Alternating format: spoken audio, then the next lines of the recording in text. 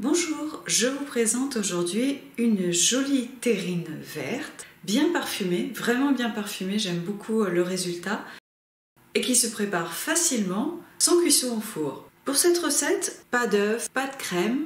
À la place, on va utiliser les pois cassés qui vont apporter du goût, de la consistance et de la texture. Et puis pour stabiliser l'ensemble, de l'agar-agar. Cette terrine, on peut la déguster nature, franchement elle est bien parfumée, mais on peut aussi, pour avoir une présentation plus sympa, la présenter avec une sauce tomate ou alors une vinaigrette. Les ingrédients, il nous faut 150 g de pois cassés, cuits. Alors pour les pois cassés, je vous propose de les cuire avec 375 ml d'eau. On peut en fait déjà les faire tremper dans cette eau pendant quelques heures, voire la nuit, et ensuite les faire cuire dans cette eau toujours.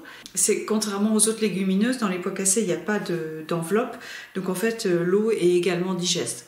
On ajoute 200 g d'épinards, ce sont des épinards d'hiver qui viennent de la ferme pour moi. Alors vous voyez, on peut les manger de la racine à la feuille. On met tout se mange, tout sera mixé, ce sera très vite fait. 4 gousses d'ail, 3 ou 4. J'ai rajouté un oignon que je vais saisir avec les épinards. 20 centilitres de lait végétal, ou si vous n'en avez pas, de l'eau ou un petit bouillon conviennent également. 2,5 g d'agar-agar, ça fait en fait 2 cuillères à café et demi.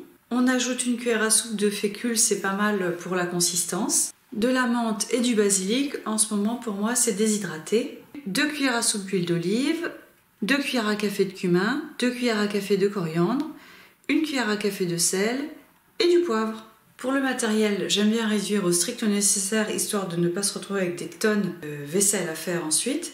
Donc on a besoin de la casserole dans laquelle on va faire tremper puis cuire les pois cassés. Elle pourra nous servir ensuite pour chauffer l'agar-agar. Le robot cuiseur muni de la lame dans lequel on va faire cuire les épinards et hacher l'ensemble de la préparation. Et enfin, le moule à cake qu'on va huiler légèrement, dans lequel on va déposer la terrine ensuite. Et celui-ci est assez petit. La première chose à faire, c'est de tremper puis de cuire les pois cassés. Pour cela, on peut, si on est équipé, utiliser aussi un de mes deux ustensiles de cuisine préférés, le four solaire ou la marmite norvégienne. Je fais chauffer l'huile, j'ajoute les oignons, je les fais dorer un peu, j'ajoute les épinards, je fais cuire quelques minutes, j'ajoute l'ail, je mixe,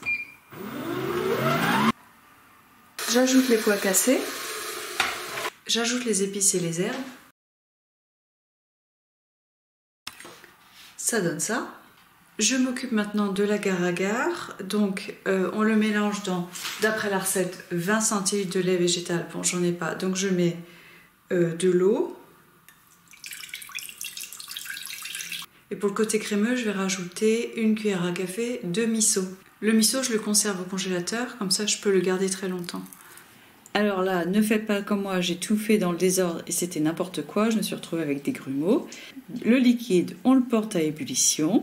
À côté, la fécule, on la mélange avec un petit peu d'eau froide dans un verre d'eau. Une fois que le mélange est à ébullition, on ajoute les 2 cuillères et demie d'agar-agar et la fécule diluée dans l'eau froide. On mélange le tout au fouet sur un feu moyen. On va voir que ça épaissit très vite. On laisse sur le feu 30 secondes et c'est prêt. Je verse le mélange fécule dans ma base épinards pois cassés. Voilà mon beau mélange vert, je vais le verser dans le moule à cake huilé.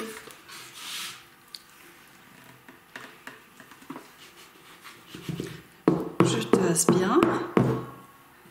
Je laisse maintenant refroidir à température ambiante, puis on laisse 2 heures au réfrigérateur avant de démouler, minimum.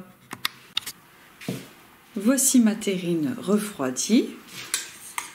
On voit bien qu'elle s'est un peu resserrée pendant ce refroidissement. Elle se démoule très bien et ensuite se découpe parfaitement également. Si cette recette vous a plu, pensez à la liker. N'oubliez pas non plus de vous abonner, de commenter. Tout cela contribue à soutenir ma chaîne. Et puis, si vous avez envie de découvrir d'autres recettes avec des légumes de la ferme, regardez ces vidéos. À bientôt!